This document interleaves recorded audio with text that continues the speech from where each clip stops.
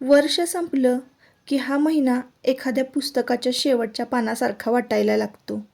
ते पान न वाचताच पुस्तक बंद करता येत नाही. कारण त्यातच या वर्षाचं सगळं काही दडलेलं असतं. काय घडलं, काय सुटलं आणि काय उमगलं याचं सार दडलेलं असतं. डिसेंबर आपल्याला थांबवतो, मागे वळून पाहायला लावतो आणि आपण काय शिकलो, काय धरून ठेवलं आणि कशाला सोडून दिलं हे विचारतो. हा महिना बदल घडवत नाही, पण समज वाढवतो आणि कधीकधी तीच समज सगळ्यात मोठा बदल घडवते. म्हणूनच शेवटचं पान समजून घ्यायचं असतं, ते जपायचं असतं, एका नवीन पुस्तकाची सुरुवात करण्याआधी. नमस्कार मंडळी, मी सुप्रिया स्वागत करते एका नवीन ब्लॉगमध्ये. तर पहाटे पहाटेची वेळ आहे आणि आज सकाळी ना लवकरच जाग आली. आज रविवार आहे बरं का, पण तरीसुद्धा आज ना पहाटे लवकरच उठले. त्याचं कारण असं की देवांशनं मला रात्री झोपूच दिलं नाही बरं का. त्याच्या आधी भरपूर काम होतं आणि मला झोप पण भरपूर होते. आज मी ठरवलं होतं की रविवार आहे आणि निवांत उठेन 7:30-8 वाजेपर्यंत मी झोपणार आहे, असं मी झोपताना ठरवलं होतं. पण देवांशला ना त्रास होत होता. आता थंडीचं प्रमाण जे आहे ते भरपूर वाढलेलं आहे आणि सगळीकडेच मला वाटतं थंडी आहे. तर आमच्याकडं पण खूप थंडी आहे आणि त्यामुळं का नाही त्याच्या कानाचे पडदे सुजणे किंवा सर्दी हे सगळे त्रास घरातल्यांना सगळ्यांना चालूच आहेत. मला पण आहे, पण इतकं नाही. मी गोळ्या, पेनकिलर वगैरे खात नाही. कधीच काही जरी दुखलं तरी जितकं टाळता येईल तितकं टाळते. आता मला सुद्धा घशाचा त्रास होतोय, पण गरम पाणी पिणे वगैरे ह्या सगळ्या गोष्टी चालू आहेत. आणि मुलांना ना बरं नसलं, तब्येत त्यांची बरी नसली की ते रात्रीची अजिबात झोपू देत नाहीत. तसंच झालं. आदल्या दिवशी भरपूर कामाचा लोड होता आणि देवांशनं मला रात्री अजिबात झोपू दिलं नाही. सारखा तो ना मला अर्ध्या अर्ध्या तासाला उठवतच होता आणि मग असं उठवलं ना अधूनमधून की आपल्याला झोपावंसंच वाटत नाही. शेवटी मग मी काय केलं, 5:30 वाजता उठूनच बसले आणि डायरेक्ट अंघोळच केली. आता ना माझी अंघोळ वगैरे झालेली आहे. 5:30च्या आसपासचं हे टायमिंग असावं आणि देवांशला झोपवलं आणि लगेचच मी इकडे बाहेर आलेली आहे. एक जो लेख मी तुमच्याबरोबर शेअर केलेला आहे डिसेंबर महिन्यातला, तो अगदी खरा आहे. डिसेंबर महिना आहे की नाही, एखाद्या पुस्तकाच्या शेवटच्या पानासारखाच असतो बरं का. आपण वर्षभर काय काय केलं याचा पाढा आपल्याला डिसेंबर महिन्यामध्ये वाचावाच लागतो आणि जानेवारी महिन्यामध्ये संपूर्ण महिना हा ठरवण्यात जातो की आपण यावर्षी काय करणार आहोत, काय काय बदल घडवणार आहोत स्वतःमध्ये किंवा काय केलं पाहिजे. तर हे 2 महिने ना 12 महिन्यांपैकी खरंच खूप महत्त्वाचे ठरतात. या वर्षात मी माझ्यामध्ये काय काय बदल घडवलेला आहे तर ते सुद्धा मी तुमच्याबरोबर शेअर करते. त्याआधी बघा, उठल्या उठल्या ना बाहेरचं लोटून घेतलं. घरातली तर आधीच स्वच्छता झाली होती, म्हणजे लोटून आणि पुसून घेतलं होतं मी. ज्या दिवशी ना मी लवकर उठेन की नाही, तर त्या दिवशी मी घरातलं सर्वात आधी क्लिनिंग करून घेत असते आणि त्यामुळंच खरं तर कदाचित तुम्हाला माझं मॉर्निंग रुटीन बघायला आवडतं. तर काय करायचं ना, सकाळी सकाळी आपण लवकर उठलो ना की आधी सगळ्यात आधी महत्त्वाचं जे काही काम आहे ते म्हणजे लोटून काढणं. तर लोटून काढून घ्यायचं, संपूर्ण फर्निचर पुसायचं आणि लादी पुसून घ्यायची, हे आपलं मुख्य काम आहे. मी तर कधी कधी अमावस्या पौर्णिमा असेल आणि त्या दिवशी जर लवकर उठले ना, तर बाहेरच्या जाळ्या जळमटंसुद्धा मी त्या दिवशी सकाळी सकाळीच काढून घेते. म्हणजे आपण सकाळचं क्लिनिंग करतो ना त्याच वेळेला. तर आता ना बाहेरचं सगळं लोटून घेतलं, स्वच्छ केलं, झाडझटक केली, खुर्च्या ज्या मांडलेल्या असतात बाहेर त्यासुद्धा पुसून वगैरे घेतल्या आणि घरातलंसुद्धा क्लिनिंग झालं होतं. आता मी ना दिवा लावून घेतलेला आहे आणि लगेचच देवपूजेला सुरुवात करणार आहे. तर तुम्हाला सुरुवातीला मी जसं सांगितलं की थंडी बघा भरपूर आहे आमच्याकडं. त्यामुळं ना मी हे फ्लिपकार्टवरून ना मी हा ड्रेस मागवलेला आहे. थोडक्यात असा नाईट सूट सारखाच आहे. स्वेटर आणि पॅन्ट आहे, म्हणजे आपलं टी शर्ट आणि पॅन्ट स्वेटर टाईप आहे. त्याचं जे उलन आहे ना, इतकं सॉफ्ट आहे ना, इतकं भारी आहे ना आणि एवढं कमी किमतीमध्ये मला मिळालेलं आहे. तर मी याची लिंक तुमच्याबरोबर कम्युनिटी पोस्टमध्ये शेअर करेन लवकरच. खूप छान दिसतंय सुद्धा ते आणि कामसुद्धा इतकं पटपट करता येतं ना, अगदी कम्फर्टेबल आहे. सकाळी सकाळी ना देवपूजा झाली आणि आज लवकर उठले ना, त्यामुळं चाफ्याची फुलं मिळाली होती मला देवपूजेला. आणि जसं की आता सगळ्या देवांची देवघरामध्ये प्राणप्रतिष्ठा झालेली आहे, ते सुद्धा मी तुमच्याबरोबर शेअर केलं. आणि देवपूजा झाल्यानंतर सकाळी ना 7:45-8च्या दरम्यान ना आयुष प्रॅक्टिस करून येतो. त्यांना तर अक्षरशः किती जरी थंडी असली ना तरीसुद्धा त्यांचे कोच 4:30 वाजताच उठवतात. 4:30 वाजता उठल्यानंतर मग त्याचं जे काही असेल रेग्युलर त्यांची रिहर्सल ते करून घेतात ते आणि मग त्यानंतर गार पाण्याने आंघोळ करतात. तर असंच पैलवानांचं रुटीन असतं. मी तर कधी कधी मला प्रश्न पडतो की माझं बाळ कसं करत असेल किंवा माझा मुलगा आता ते किती जरी मोठा झाला तरी ते आईसाठी बाळच असतं बघा. तर विचार करते मी, हा आयुष कसा करत असेल, एवढी थंडी आहे ना घाटाला. पाचगणी महाबळेश्वर घाट तुम्हाला जर माहिती असेल तर तुम्हाला माहिती आहे की घाटाने किती थंडी आहे आणि असल्या थंडीत ते ना पळायला जातात आणि त्यांचा व्यायाम करतात. मला तर त्याचं कौतुकच वाटतं. सकाळी सकाळी तो आला, आंघोळ वगैरे झाली होती, लगेचच नाश्त्याला सुरुवात करायची होती. तुमच्या दादांनी ना मला शिरा करायला सांगितला होता. आता मी करणार होते थालीपीठ आणि त्यांना थालीपीठ म्हणजे त्यांना ते म्हणजे तेवढा वेळ निघतच नव्हता. त्यांना इतकी भूक लागली होती आणि सकाळची वेळ होती ना, लगेचच आजी बाबा अजून उठलेले नव्हते तर त्यांची उठायची मी वाट बघत होते. ते उठले की लगेच गरम गरम थालीपीठ मी करणार होते. मग येतानाच ना त्यांनी बटर आणि बिस्किट घेऊन आले होते.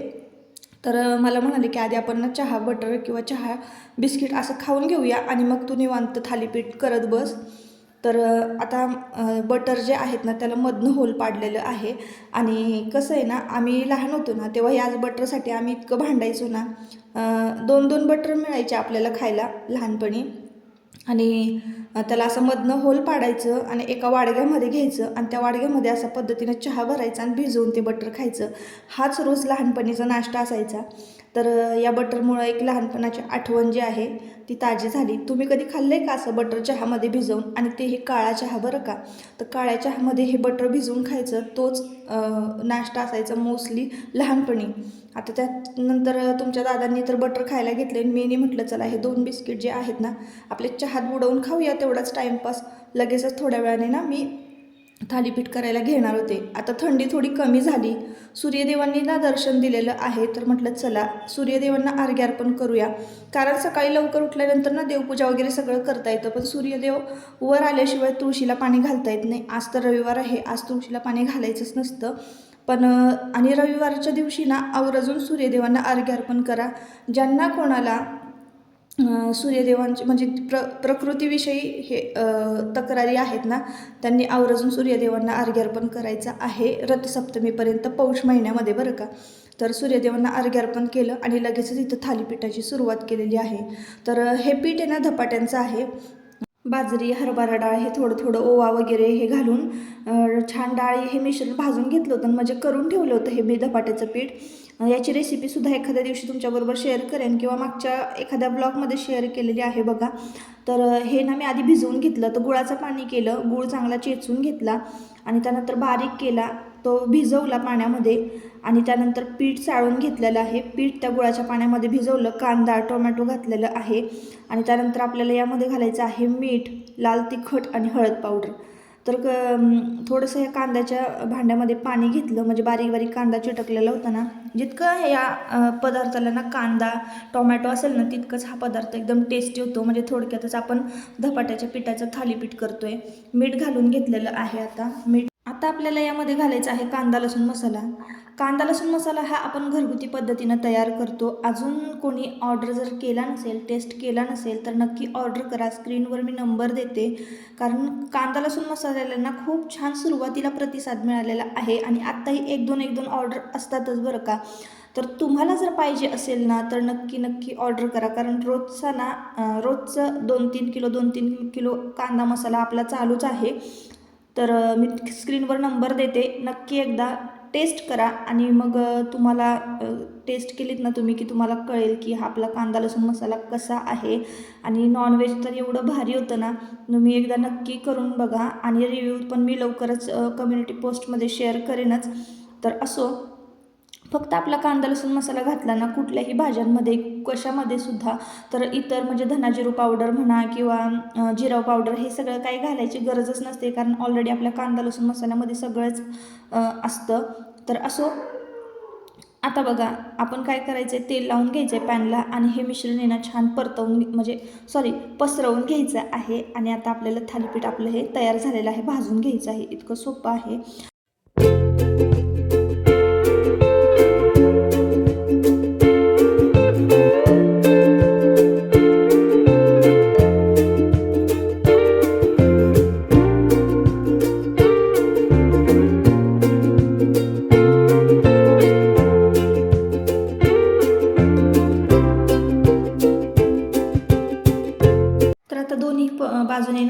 खरपूस भाजून घ्यायचं आहे. तूप किंवा बटर लावायचं आणि लगेचच खायला घ्यायचं आहे. आता मी ना सुरुवातीला छोटंसं घातलं होतं इथं आणि चला म्हटलं देवाला नैवेद्य दाखवून घेऊया. आता यानंतर ना कसं आहे, आपण कुठल्याही पदार्थामध्ये गूळ वापरला ना की आधी बघावं लागतं की ते चिटकतं आहे का, कारण कुठल्याही पदार्थामध्ये म्हणा धपाट्यामध्ये याच्यामध्ये गूळ घातला ना तर ती पदार्थ तव्याला जास्त चिटकतात, म्हणून सुरुवातीला मी छोटंसंच घातलं. आता ना मोठे मोठे घालणार आहे आणि सगळ्यांना नाश्त्याला हेच देणार आहे. आता सगळ्यांना खोकला आहे त्यामुळं मी सॉस वगैरे काही देणार नाही, पण यामध्येच ना गोड आंबट तिखट इतकी छान टेस्ट येत होती ना ह्या थालीपीठाला. कोरडंच खाल्ला तरी पण चालणार होतं, इतके छान आणि टेस्टी झाले होते थालीपीठ. तर असो, आता 2025ची माझी जर्नी ना मी थोडक्यात तुमच्याबरोबर शेअर करते.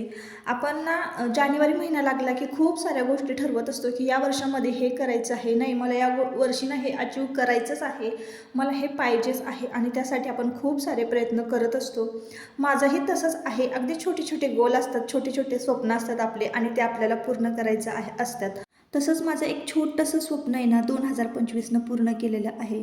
2025मध्ये मी हे शिकले की घरात कितीही काम केलं किंवा घर आणि मुलं कितीही सांभाळलं तरी त्याचं मोल आणि त्याची किंमत फक्त आपल्यालाच असते, कारण आपल्यालाच माहिती असतं की आपण किती मेहनत करतो आहे घरामध्ये, किती सारी कामं करतो आहे. आणि आज जर आपण ही कामं नाही केली ना तर ह्या सगळ्या कामांना जर आपण बाई लावली ना तर कदाचित ती बाई जितका पगार घेते ना तितकी रक्कम आपण कमवू शकतो बाहेर जाऊन किंवा बाहेर काम करून, पण त्याचा काही उपयोग नाही. गृहिणींचं जे डोकं असतं ना ते जरा वेगळंच असतं बरं का. आपण असा विचार करतो की आपण बाहेर पडून पैसा कमवू शकतो, पण आपल्याला घरही सोडायचं नसतं, मुलंही सोडायची नसतात, स्वतःवरची जबाबदारीही झटकायची नसते. असं प्रत्येक स्त्रीचं होत असणार आहे. तर तसंच माझं पण, म्हणून मग मला घरही सोडायचं नव्हतं आणि मुलांनाही बघायचं होतं, सगळ्याच गोष्टी करायच्या होत्या. त्याच्यामुळं मग मी छोटासा बिझनेस ना घरातूनच सुरुवात केलेली आहे. तुम्हाला माहिती आहे आपल्याकडे कांदा लसूण मसाला मिळतो आणि हळद पावडर मिळते.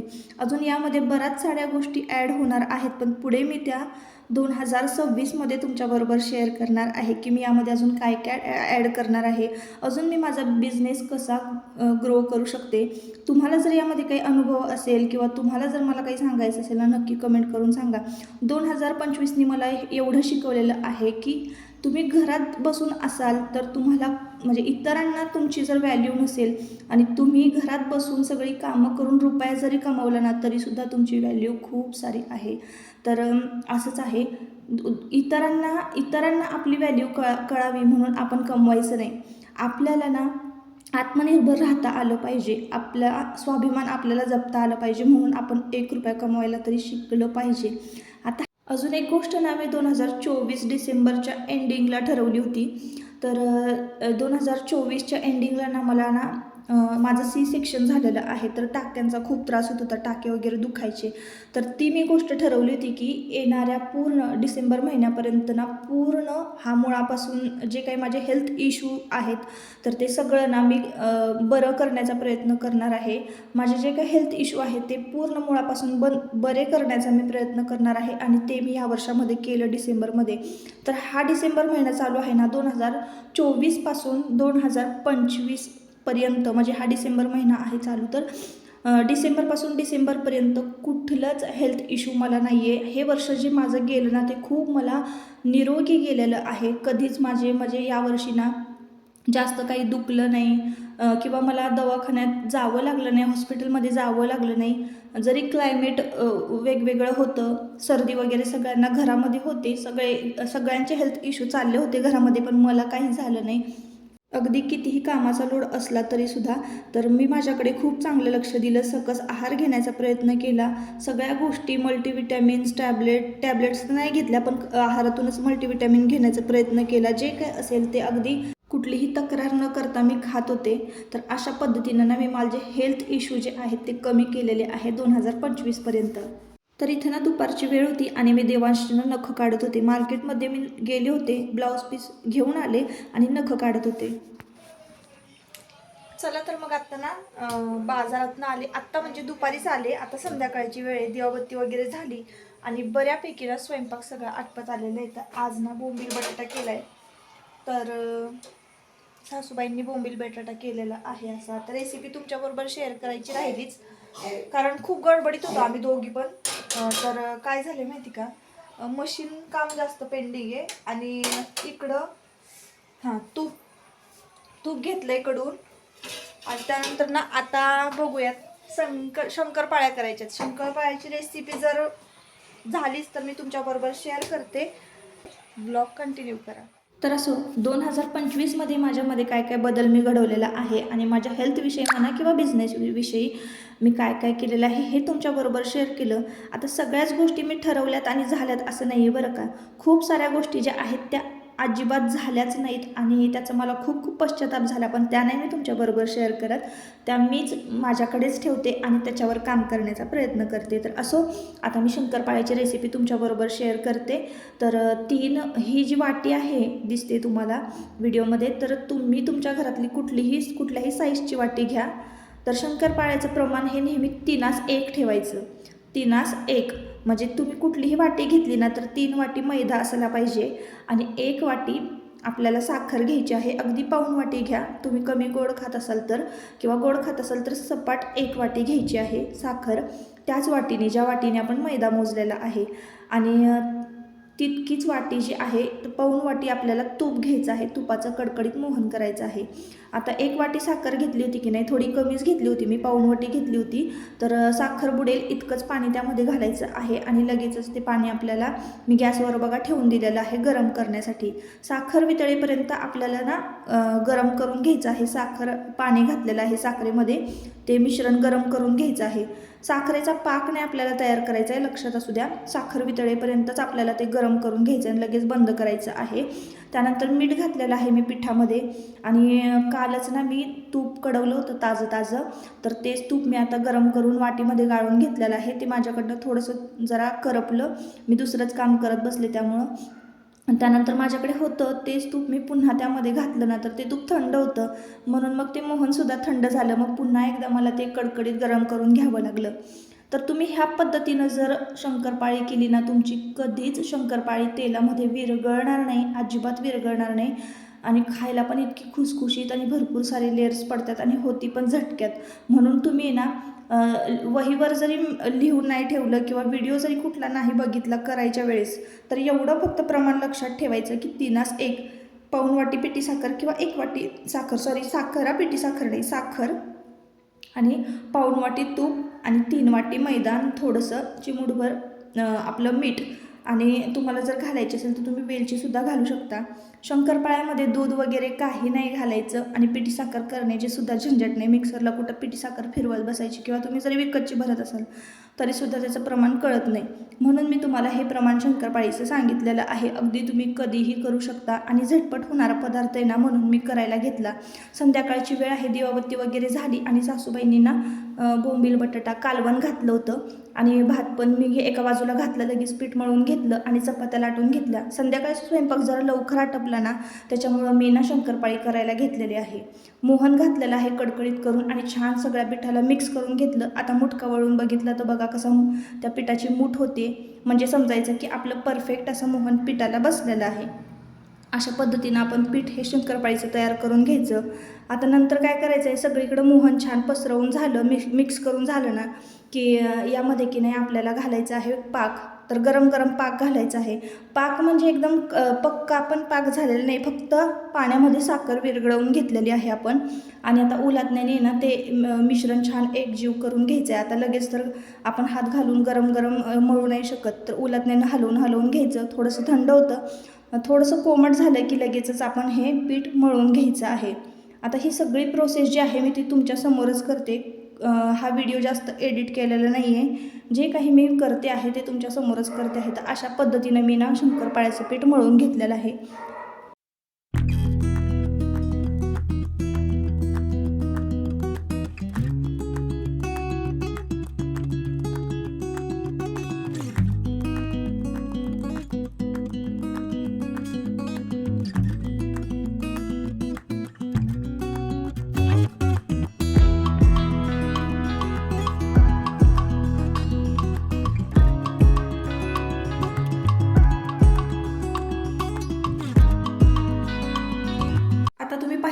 असेल तर मी अजिबात वरनं कसलंच साधं पाणी घातलेलं नाही आहे. आपल्याला ना साखरेचंच पाणी घालायचं आहे पीठ मळताना. आणि पीठ मळताना ना जास्त दाबून पण नाही मळायचं आहे, हलक्या हलक्या हाताने मळायचं आहे. थोडीशी साखर होती ना पातेल्यामध्ये, तर थोडंसं मी अगदी 2 चमचे पाणी घेतलं आणि ते थोडंसं गरम करून घेतलं. गरम गरम पाण्यामध्ये ना आपण मळलं की नाही साखरेच्या पाण्यामध्ये पीठ, तर लगेचच आपल्याला शंकरपाळी याची लाटून घ्यायची आहे. असं केल्यानं काय होतं ना, खुसखुशीत होते आणि गरम गरम मळलं ना की आपल्याला पण भारी वाटतं. तर सध्या थंडी आहे ना, त्याच्यामुळं मग मला हे गरम गरम पीठ मळायला जरा भारी वाटत होतं बरं का. तर असं आता पीठ मळून झालेले लगेचच मी तुम्हाला गोळा करून दाखवते. ही शंकरपाळीची रेसिपी अशी आहे की पीठ मळलं की लगेचच आपल्याला लाटायला घ्यायचं आहे. हे भिजवत वगैरे ठेवायची अजिबात गरज नाही आहे. म्हणूनच मी लगेच एका बाजूला कढई ठेवली आणि लगेचच तेल तापायला ठेवलं. याच्या शंकरपाळ्या पीठ गरम आहे तोवरच चटचटचट लाटून घ्यायच्या आहे. थंड झालं पीठ तर अजिबात याची शंकरपाळी व्यवस्थित लाटल्या जात नाही आणि जास्त चिरा पडतात. तर काय करायचं आहे, शंकरपाळीचं लाटताना थोडीशी जाडसर लाटायची आहे. आपल्या बोटा इतकी जाडसर लाटायची आहे आणि त्याच्या कडा ज्या आहेत ना त्या काढून टाकायच्या आहेत. असं केल्यानं काय होतं, शंकरपाळी आपली व्यवस्थित दिसते. आणि तुम्हाला हव्या त्या साईजमध्ये कट करून घ्यायच्या आहे. तेल जास्त कडकही तापायला नको बरं का, मीडियम टेम्परेचरवर तेल तापलं पाहिजे. आणि लगेचच मग आपल्याला हे शंकरपाळ्या घालायच्या आहेत तेलामध्ये. तर तेलामध्ये घातल्या शंकरपाळ्या छान फुलतात. आता आपण पीठ मळताना कुठल्याही प्रकारचा सोडा वगैरे घातला नव्हता, तुम्हाला तर माहिती आहे बरं का. तरीसुद्धा तेलामध्ये टाकलं नाही की शंकरपाळ्या छान फुलतात आणि एकसारख्या हलवत राहायच्या, म्हणजे मस्तपैकी छान गोल्डन ब्राऊन असा कलर येतो शंकरपाळ्यांना. तर इथं मी काय केलं आहे, जोपर्यंत पीठ गरम आहे ना तोपर्यंत पटपटपट याचे शंकरपाळ्या लाटून घेतलेल्या आहेत आणि कट करून घेतलेल्या आहेत. तर एका हाताने मी इकडं हलवते पण आणि एका बाजूला मी तिकडं लाटणार पण आहे. अशा पद्धतीनं मी शंकरपाळ्या पूर्ण करून घेतलेल्या आहेत. आता कशात तळलेल्या आहेत, कलर कसा आलेला आहे हे मी तुम्हाला दाखवते. तर एकदम पार्लेजी बिस्किटासारखेच टेस्टी लागतात बरं का. आणि दिवाळीच्या वेळेस ना मी ही रेसिपी तुमच्याबरोबर शेअर केली नाही, म्हणून आवर्जून आत्ता या व्हिडिओमध्ये शेअर करते. तर शंकरपाळ्या सगळ्या मी लाटून घेतल्या. 1 किलोचं प्रमाण होतं तुम्हाला माहिती आहे, कारण वाटीच मोठी होती, मापाला घेतली होती ती. तर त्याच्यामध्ये बरोबर 3 वाट्या, तर 1 किलो पीठ बसलं बरोबर. आणि लेयर्स बघत असाल तुम्ही शंकरपाळ्याच्या, आणि खायला पण तितकीच खुसखुशीत झाली होती. आमच्याकडे तर मी शंकरपाळी केली ना तर 2 ते 3च दिवस टिकते, त्याच्यापेक्षा जास्त दिवस टिकतच नाही, संपून जातात. म्हणून मग वरच्या वरनं असे पदार्थ करावे लागतात. आता ह्या डब्यामध्ये मी भरून ठेवते शंकरपाळ्या.